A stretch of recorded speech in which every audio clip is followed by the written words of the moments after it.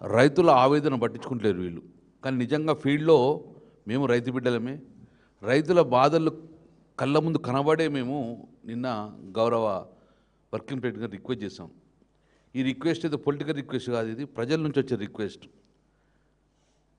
ఈరోజు మళ్ళీ కూడా డిమాండ్ చేస్తున్నాం. ఉత్తమ్ గారికి అవగాహన లేదు దీని మీద. బ్యారేజ్, మేడిగడ్డ బ్యారేజ్ ఎప్పుడు అవసరం పడుతుందంటే మరీ ఎండాకాలంలో చాలా స్లోగా ఫ్లో ఉన్నప్పుడు టు అరెస్ట్ ద వాటరు మనం అప్పుడు వేసుకొని కన్నెపల్లి పంప్ హౌస్ను నింపుతందుకు అప్పుడు మనం బ్యారేజ్ వేస్తాం. కానీ ఇప్పుడున్న పరిస్థితుల్లో నిన్న మేము పోయినప్పుడు సుమారు 1,00,000 క్యూసెక్స్ నీళ్ళు పోయినాయి. కన్నెపల్లి పంప్ హౌస్కు నీళ్ళు వస్తున్నాయి. మీరు ఆన్ చేయమంటే ఇంతవరకు దాని మీద అవగాహన లేదు. నిన్న ఉత్తమ్ కుమార్ రెడ్డి ఏమంటారంటే బ్యారేజ్ కూలిపోయింది కదా, దీనికి సంబంధం లేదని చెప్పుకుంటూ ఎన్డీఎస్ఏ ఎక్కడ కూడా సుందిళ్లను అన్నారంను నింపొద్దని చెప్పి ఎక్కడ చెప్పలేదు. చెప్తే మీకు ప్రూవ్ చేయండి మీకు. సో ఇదంతా ఒకవైపు. ఈరోజు ప్రధానంగా డిమాండ్ చేస్తున్నాం. ఎల్లంపల్లిలో నీళ్ళు వచ్చినాయి. ఇప్పుడు ఎల్లంపల్లిలో ఇప్పుడు 8 నుంచి 9 టీఎంసీ నీళ్ళు ఉన్నాయి. ఇప్పుడు ఆన్ చేయండి ఎమ్మెల్యే ఎల్లంపల్లి నుంచి. ఎల్లంపల్లి చెత్తేయండి. ఇప్పుడు ఎల్లంపల్లికి అయితే ఏం ప్రాబ్లం లేదు కదా. ఎల్లంపల్లి నుంచి వరదకాలం నీళ్ళు వేయండి. ఎల్లంపల్లి నుంచి మేడారం నుంచి లక్ష్మీపూర్ నుంచి మీరు మిడ్మాన నింపచ్చు. ఆ ఎన్ రూట్లో ఉన్న వరదకాల్లో ఉన్న వేలాది ఎకరాలు, వేలాది మోటార్లు, వేలాది తూములు నింపుకోవచ్చు కదా. మాకు రోజు 2 టీఎంస్ 3 టీఎంస్ సరిపోతాయి మాకు. మరి దీనికి ఉన్న ఇబ్బంది ఏంది? ఏం చెప్పారు? ఇక్కడ నీకు కన్నెపల్లి రాదు, ఇక్కడ మేడిగడ్డ రాదు, అన్నారం రాదు, సుందిల రాదు. కేవలం ఇప్పుడు ఎల్లంపల్లికి నీళ్ళు వచ్చినాయి. ఎల్లంపల్లి నుంచి మీరు నీళ్లు రిలీజ్ చేయాలి. రిలీజ్ చేస్తే వరదకాలం చూస్తే మిడ్మానకు పోతే మిడ్మాన నుంచి ఎల్ఎండి కూడా రావాలి. ఎల్ఎండిలో ఇప్పుడు డ్రింకింగ్ వాటర్ ప్రాబ్లం ఉంది కరీంనగర్ టౌన్కు. కనీసం ఎల్ఎండి అయినా మీరు ఒక 2-3 టీఎంసీ నింపే ప్రయత్నం చేయమన్నాం. సో ఎల్ఎండి వరకు నింపేది, మిడ్మానకు పంపేది ఎన్ రూట్లో ఉన్న మొత్తం కూడా రైతాంగానికి నారు పోసుకుంటారండి. మేము ప్రభుత్వాన్ని మేము కూడా ఒకసారి పర్యటించండి. ఇప్పటి వరకు 100 గ్రామాలు నారు పోయలే. నారు పోయాలంటే ఫ్యూచర్లో నీళ్ళు వస్తాయలేవని చెప్పి ఒక నమ్మకం కలిగియాలి. అందుకే ఇప్పుడు ఎల్లంపల్లి నీళ్ళు ఇస్తామని చెప్పి ప్రభుత్వం ప్రకటన చేయండి. మేము వదిలేదు. మేము డెఫినెట్గా మళ్ళీ పోతాం, మళ్ళీ పాదయాత్ర చేస్తాం. ఒకవేళ వారం రోజులు నిన్న మా కేటీఆర్ చెప్పిన వారం రోజుల్లో మీరు నీళ్ళు రిలీజ్ చేయి. కన్నెపల్లి నుంచి ఇస్తారా, ఎల్లంపల్లి నుంచి ఇస్తారా? కానీ మొత్తానికైతే మిడ్మానేరు ఎల్ఎండి ఇవన్నీ నింపపోతే మళ్ళీ డెఫినెట్గా 50,000 మంది తీసుకెళ్తాం, మళ్ళీ పాదయాత్ర చేస్తాం. కాబట్టి ఇప్పటికైనా బేషజాలకు పోకండి, ప్రభుత్వం బేజాలకు పోకండి. నీళ్ళు సఫిషియెంట్గా ఉన్నాయి, కింద సముద్ర పాలు అవుతున్నాయి, దాన్ని రైతుల పాలు చేయాలని చెప్పేసి మా ప్రధాన డిమాండ్. దీన్ని ఇప్పటికి కూడా వదలం. మళ్ళీ డెఫినెట్గా మళ్ళీ చలో కన్నపల్లి, చలో ఎల్లంపల్లి మళ్ళీ పోతాం. కాబట్టి ఆ దుస్థితి ప్రభుత్వం తీసుకురాకండి. కాబట్టి వెంటనే నీళ్ళు ఇవ్వమని చెప్పి మా ప్రధాన బీఆర్ఎస్ పార్టీ డిమాండ్. ప్రెస్ మిత్రులకి నమస్కారాలు. చాలా ముఖ్యమైన విషయాలు మిత్రులు జగదీష్ రెడ్డి గారు, అదేవిధంగా గంగుల కమలాకర్ గారు ప్రస్తావించారు. నేను ఈరోజు ఉదయం పత్రికలు చూసిన తర్వాత చాలా ఆశ్చర్యం వేసింది. ఏది మన ఉత్తమ్ కుమార్ రెడ్డి గారి స్టేట్మెంట్, ఎట్టి పరిస్థితుల్లో మేము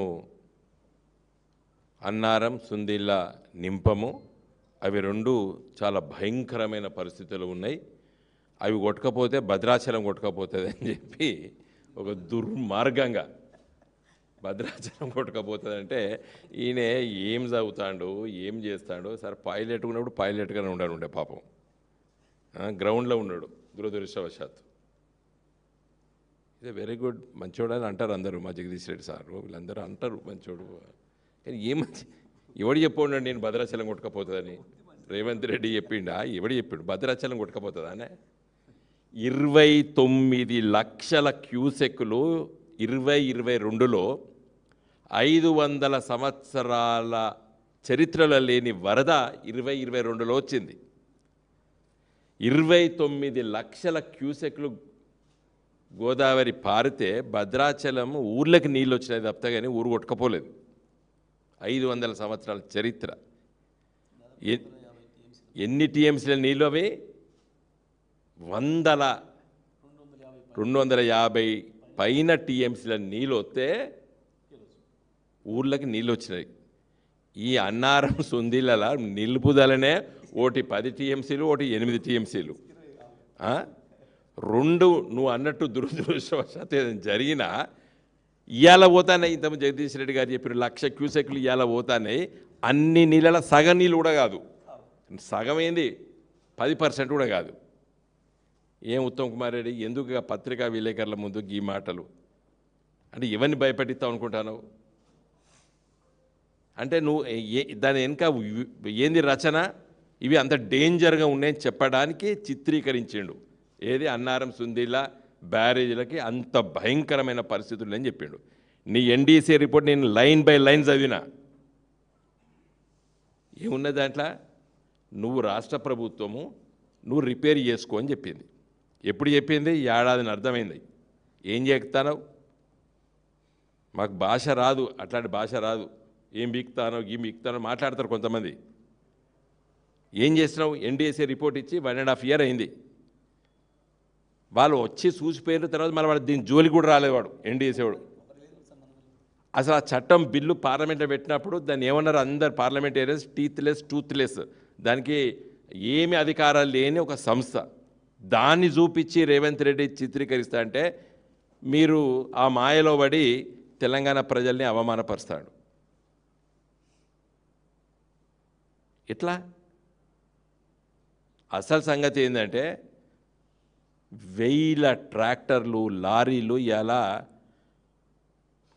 అన్నారం సుందిళ్ళ మేడిగడ్డ బ్యారేజీల దగ్గర ఉన్న ఇసుక మేటల్ని తవ్వుకొని కోట్లాది రూపాయలు సంపాదిస్తాను రోజు. ఇవాళ మీరు టీవీలు పట్టుకొని పోయి చూడుకోండి, నాట్ లెస్ దెన్ 500 to 1000 లారీలు గోదావరి నదిలో ఉన్నాయి.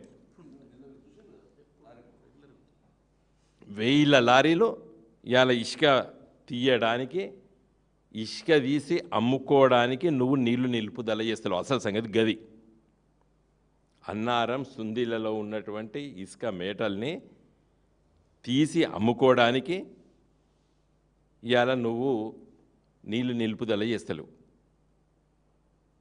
ఎన్ని నీళ్ళు కావాలి అన్నారం సుందిళ్ళ? ఇంతకుముందు జగదీష్ రెడ్డి గారు చెప్పినట్టు మేడిగడ్డ అవసరం లేదు, సరే అది రిపేర్ చేస్తావా తర్వాత ముచ్చడదాం పక్కా పెడదాం. ఇలా కన్నయ్య పంపిగానే నువ్వు బటన్ ఒత్తితే నీళ్ళు వస్తే అవి 2 డేంజర్ అంటున్నావు కదా, నువ్వు మొత్తం నింపకు. నేను ఇంకొక సవాల్ విసురుతున్నా. అన్నారం సుందిళ్ళ పూర్తి స్థాయిలో నింపకు. జస్ట్ ఇలా మన అన్నారం దగ్గర ఫుల్ రిజర్వాయర్ లెవెల్ 119 meters. నువ్వు 116 meters వరకు ఉంటే నువ్వు సుందిళ్ళకి వేయచ్చు. ఎన్ని టీఎంసీలు? 4-5 టీఎంసీలు. ఇవాళ గోదావరిలో పోయే నీళ్ళతో పోలిస్తే అసలు లెక్కనే కాదు అది. ఇవాళ గంగుల కమలాకర్ గారు చెప్పినప్పుడు కరీంనగర్లో టౌన్లో నీళ్ళు లేవు, వరంగల్ టౌన్లో నీళ్ళు లేవు మంచినీళ్ళు. హైదరాబాద్లో జూలైలో ట్యాంకర్లతో కొనుక్కుంటారు లక్షలాది అపార్ట్మెంట్స్ ఓనర్స్, లక్షలాది మంది ఇవాళ ట్యాంకర్లు పెట్టి కొనుక్కుంటారు. మంచి నీళ్ళు కూడా నువ్వు దాయడానికి నువ్వు సిద్ధంగా లేవంటే రేవంత్ రెడ్డి, ఉత్తమ్ కుమార్ రెడ్డి ఏం చేస్తారు మీరు? అందుకోసమే నిన్న కేటీ రామారావు గారు పిలిపించారు, మాకు అప్పచెప్పి మేము చేసి చూపిస్తామని చెప్పి ఛాలెంజ్ కూడా చేస్తున్నారు. ఇప్పుడు జగదీష్ రెడ్డి గారు చెప్పారు, కమన్ ఏమైనా మేమే బాధ్యత అని కూడా చెప్తాను. నింపు. యాక్చువల్గా Annaram and Sundilla barrages they are not physically డిస్ట్రెస్లో లేవని చెప్పి నివేదికలు చెప్తున్నాయి. గ్రౌటింగ్ చేయాలంటున్నారు. మన పల్లెటూరులో అందరికీ తెలుసండి, పెచ్చరులు కుంటలు ఉంటాయి, దాని కింద ఇమ్మీడియట్గా ఉన్న పొలంలోకి ఎప్పుడు నీళ్ళు వస్తూ ఉంటాయి, ఊజౌట్ వస్తూ ఉంటాయి, అందరికీ తెలుసు అది. ఊట నేరేడు గాలి పోయి కాళ్ళతో ఒత్తుతారు. నేరేడు గాలి వెనకడ పాపం ఉండేది, వాళ్ళు ఒత్తుతారు. అట్లా కొంతమంది బ్యారేజ్లో ఊజింగ్ ఉన్నది, దాన్ని గ్రౌటింగ్ చేసిండ్రు. ప్రతి బ్యారేజ్ అసలు అలాంటి ఫ్లోర్ రాకపోతే బ్యారేజ్ డేంజరు, ఊజ్ అవుట్ కావాలి. కొంత ఎట్లయితే మనిషికి చెమట వస్తుందో ఒకటి రావాలి, వస్తుంది. నాగార్జున సార్ శ్రీశైలం కూడా వస్తుంది కింద.